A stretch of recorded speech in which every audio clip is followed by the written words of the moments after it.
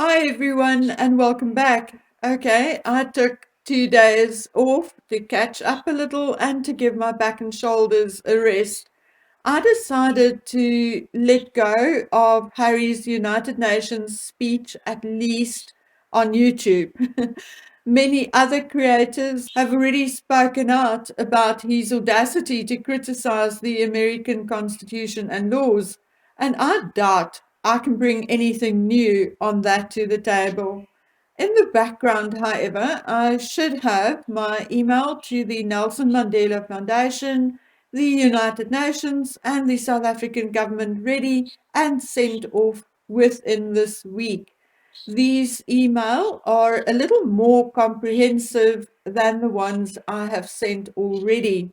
So I'm also a little late on everything book related because it was indeed a struggle to get hold of it. But now I have received an electronic version of it from another creator, and thanks to a subscriber, I have a hard copy on its way. You see, I really struggle to read electronic books because I get restless, I lose my place, and eventually my patience, and so on. I really prefer a book because I can then read on the loo or in the bath or while sitting on the veranda or whatever. I can also underline things, place sticky notes to mark important passages, and so on. So I am indeed looking forward to doing all of that. However, I have by now read up to about chapter 4, I think, and I have also listened to H.G. Tudor up to more or less the same place because I prefer to read it for myself first and then listen to other creators. But anyway, suffice it to say, I think I am now relatively well versed up to chapter 4. Okay, anyway, because so many people are reviewing the book already and giving their opinions on every chapter, I have indeed decided not to do the same. Instead, I shall talk a little about what I take away from the book, what I see and understand of the underlying message, the story, etc., etc. Okay. Now, chapter 2 about Meghan's school years was very important for me, as that is where the pattern of Meghan's behavior really starts for me. Okay. It is during these years where we can see Meghan gaining manipulative control, particularly over Thomas Markle, and then him allowing it for his own reasons. To me, it appears as if I have been right all along when I previously said that Thomas overcompensated for Doria's absence and obviously also for his own long working hours. We read about her going horse riding, them eating out, Thomas even putting a mattress and a VCR player in the back of the car for her during their weekend fishing trips. We hear of ballet lessons. We hear of how Thomas paid for orthodontics to close the gap in her front teeth, and how he even took her, instead of, say, a date, to the Emmys the year he was nominated for a prize for his lighting skills. How they walked down the red carpet together, and how she said that is what she wants to do with her future. She wants to be famous, and so on. We also read how he allowed her to come to the set where he was lighting director on a Friday as a treat. So the whole story about her growing up on the set and being there every day is also not true. We also read how he even on occasion sent a limousine to pick her up from school a few times. We also hear about the fancy holidays, Doria taking her to Mexico and Thomas taking all of them to Hawaii, blah, blah, blah. It is thus clear, very, very clear, that Meghan was spoiled rotten, literally rotten. She got everything she wanted and then some. Her manipulation and devious behavior and constant desire for control becomes very clear as you read this chapter. Her long silences when she does not get her way, a technique she not only used on Thomas, but also on her friend Nanaki Pretty as well. We read how she storms off to Doria's house whenever Thomas dares to say no to her. We read how she did not invite Thomas, for example, to one of her plays, but when he went anyway, and how he sent flowers backstage after the play, she still ignored him and continued to ignore him for as long as it suited her, or shall we say, until the next time she wanted something from him. I have never said this publicly, but I have said it numerous times in private emails and DMs, and that is that I agree with H.G. Tudor that I do think, just like him, that Thomas Markle himself is a narcissist. I actually picked up on it during his YouTube channel, Remarkable Friendship with Carl Larson. I'm not saying Carl is a great guy and Mr. Markle is not. What I am saying is that I saw behaviors from Thomas Markle which led me to believe that he has narcissistic traits. He had a way of interrupting or cutting Carl off when the conversation was not going the way he wanted it to go, which made me gradually change my mind a little about Mr. Markle. Remember, narcissists are not always nasty. They can be good too, as long as they benefit from the end result. And therefore, I also think it is possible that Thomas Markle may have given Meghan all these things and opportunities because it made him look like a good or the better parent. Maybe it also got him the attention and sympathy or empathy at work where there was likely empathy for the poor, hard-working single parent. And maybe, just like Meghan and Harry are now the professional victims, I think Thomas Markle may have portrayed himself as a sort of a martyr, being the single father to a preteen and teenager, and trying to show everyone how wonderful he was at it. And yes, maybe he was good at being a parent to Meghan, and I sincerely do think he was in a way. But maybe he was too good, and nothing in the extreme ever comes to any good, just like Mr. Thomas Markle is actually experiencing now. There always has to be a balance.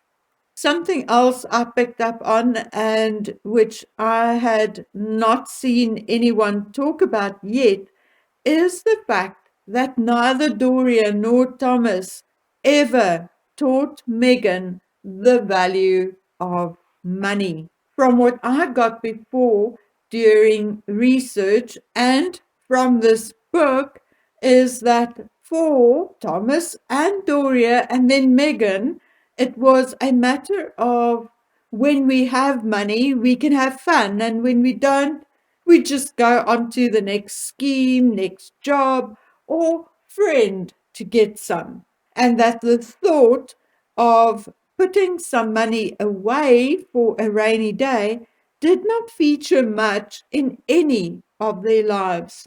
In 1993, Thomas actually filed for bankruptcy. He says he had to do so as he lost money by loaning money to a friend and having a huge tax bill.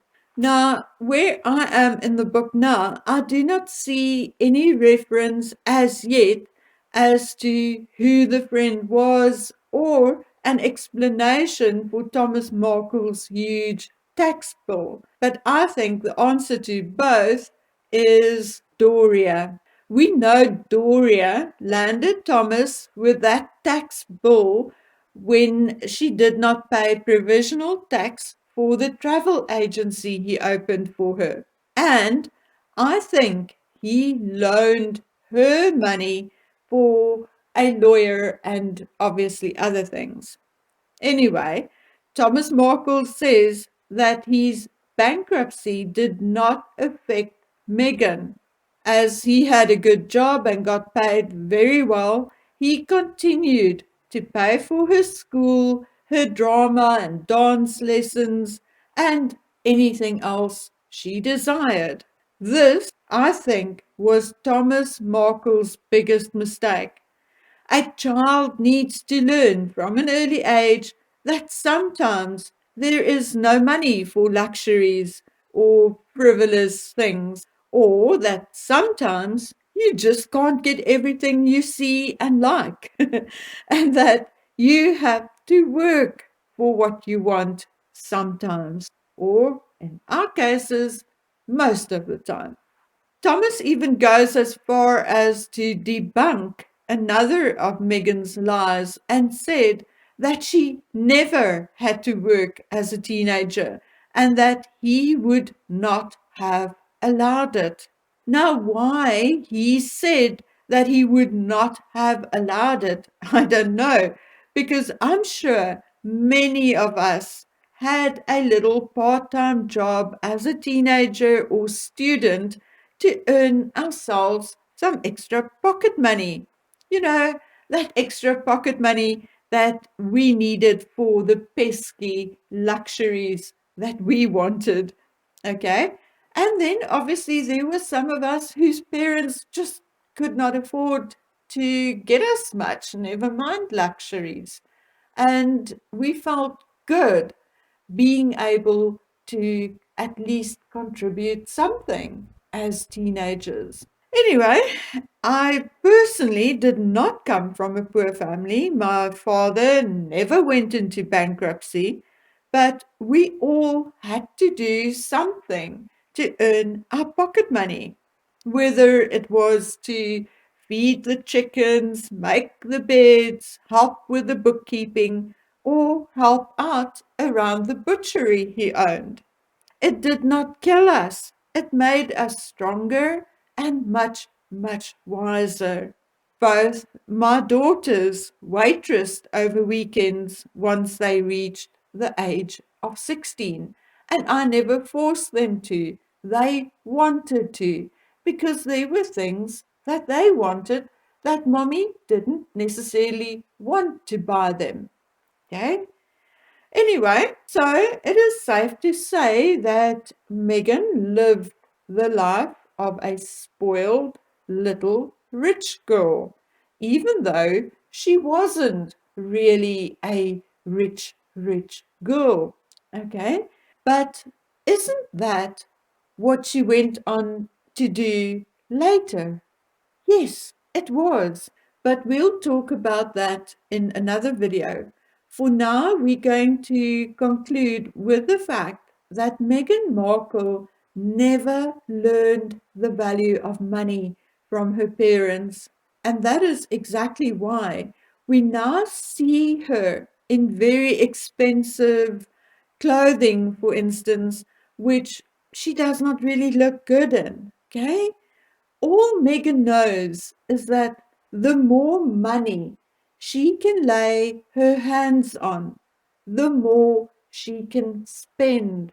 Whether the dress looks good on her doesn't really matter, because if it doesn't, then she'll just get more money and get another dress for the next occasion.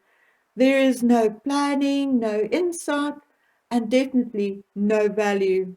Now, getting the money for Meghan Markle does not necessarily mean more work for Meghan Markle, because in her formative years, all she had to do to get more money was to look towards her father, Thomas Markle, and either bat her eyelashes and be cute or to threaten him. And so she went on to freeload off other guys, Trevor Engelson, Harry Windsor, and ultimately the royal family. Now, according to the book, and I think it is as accurate as we will ever get, okay? Meghan was actually very successful at school. She was school president, homecoming queen, and so on, and so on. She did academically well. She belonged to all kinds of clubs and groups and all kinds of things, and she showed some leadership skills.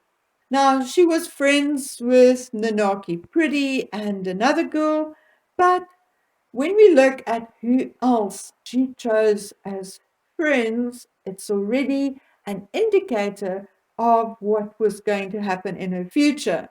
For instance, she was also friends with the Bolivian president's son. But anyway, this again tells us that Meghan must have been relatively popular at school. But in Bauer's book, just like I told you many videos ago, there were kids at Meghan's school who did not like her, who thought she was fake because she was just too perfect. Many, including her friends, found Meghan controlling. And this we saw with our own eyes in that video of Nanaki's birthday party. There were also incidents at school of extreme jealousy and or jealous outbursts. And this, I think, is very important because it shows us a certain kind of dynamic coming from inside of Meghan, which had very little to do with her actual upbringing.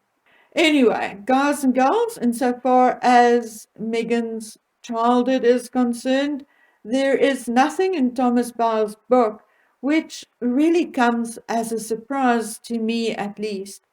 All it did in this particular section, and I will talk again when I've read the rest of the book, all it did for me was it provided a tidbit of extra information here and there, and it colored in the picture for us in his well-written narrative.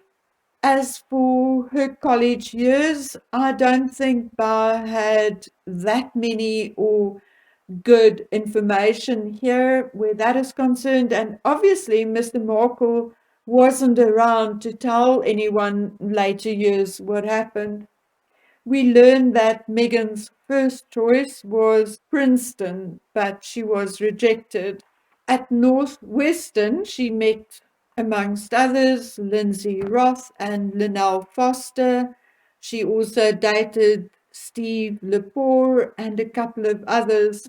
I find it very strange that the details on her college years are actually so scant in this book, as the previous sections were so detailed and colorful.